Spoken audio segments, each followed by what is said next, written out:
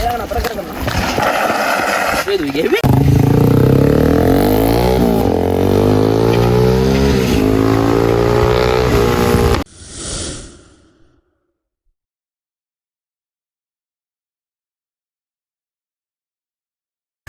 සුබදසක් ආ සියලු දෙනාටම අදත් ඔයගොල්ලෝ එකතලා ඉන්නේ කජපතේ බයික් YouTube නාලිකාවත් එක්ක. අද අපි කරන්න යන වීඩියෝ එක තමයි ගොඩාක් උස නැති පුද්ගලයෙක් කොහොමද ට්‍රැකර් එක පදින්නේ කියලා. හරි ගොඩක් දෙනෙක්ට තියෙන ප්‍රශ්නයක් තමයි දැන් උස කීයක් ඕනද මේ ට්‍රැකර් එකක් පදින්න?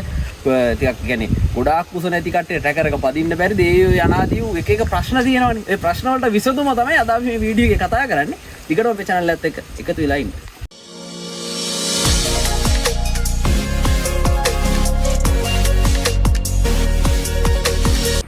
අද අපි සාජන් ඩැනීව ගෙනලා තියෙනවා මෙතෙන්ද. හරි 5යි 3යි අපි උස ප්‍රමාණය වෙන්නේ. ඒතකොට ට්‍රැකර් එක පදින්න පුළුවන්ද? හරි දැන් මම 5යි 8ක් කියලා මෙහෙම තියෙන්නේ මේ. ඉන්න ළඟට තමයි තියෙන්නේ. හරිද බයිසිකලේ. හරි මේක බයිසිකල් ටිකක් උසක තියෙන්නේ. මේ ඔකේ කතාව. හරි දැන් බලමු කොහොමද මේ 5යි 3ක පුද්ගලයෙක් මේකට නැගිටි පොඩි හැංගීමක්ද තියෙන්නේ කියලා. හරි දැන් නැග්ග බයිසිකලේට. හරි ඔන්න ඔය විදිහට තමයි තියෙන්නේ. ඔයගොල්ලන්ට පේන ඇති කකුල තියෙන විදිහ. කෙලින් කරන්න බෑ. කෙලින් කරද්දී ඔන්න ඔය විදිහ ඇඟිලි මට්ටමක් තමයි තියෙන්නේ. පදිද්දි කකුල් තියන්නේ නැහනේ. හරි පදිද්දි ආයේ කකුල් දෙක උඩට ගත්තා අපැද්දා ක්ලච් එක දීපු ගමන් යනවා. හරි පදිද්දි බලමු කොයි විදිහේද තියෙන්නේ මේ කියලා.